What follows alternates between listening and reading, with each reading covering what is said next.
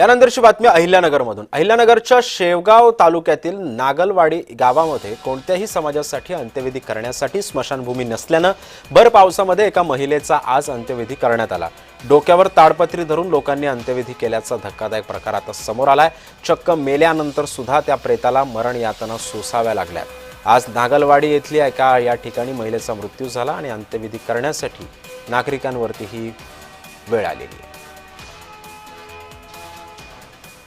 आमच्या गावामध्ये आज तागायत स्मशानभूमी कोणत्याही खासदार आमदारांनी किंवा सरकारने कोणतीच दिली नाही।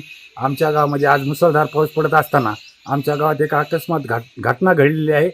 तरी त्याला हे चितेला आग्नी देण्यासाठी अशी परिस्थिती निर्माण झाली की गावाला तिथं ते प्रेस सोडून गावात पळत यावं लागलं माणसाला, इतका पाऊस आला। प्रेताचे ते सामान सुद्धा वाहून जाण्याची परिस्थिती होती, इतका पाऊस आला। तरी सर्व शासनाने याची दखल घ्यावी, नाहीतर आम्ही माननीय तहसीलदार यांच्या समोर आमरण उपोषण करणार आहोत।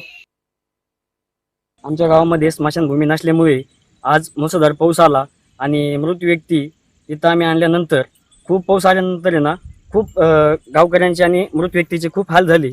तर आम्हाला एक शासनाला एक विनंती आहे, आमच्या गावामध्ये स्मशानभूमी तुम्ही द्यावी। आम्ही आमच्या गावकऱ्यांनी पाठपुरावा केलेला आहे, पण त्याला कोणी दखल देत नाही। त्यानंतर आम्ही आम्हाला आहे ना स्मशानभूमी द्या, नाही दिली तर आम्ही शेवगाव तहसीलदार यांचे या ठिकाणी जाऊन आम्ही तीव्र आंदोलन करू।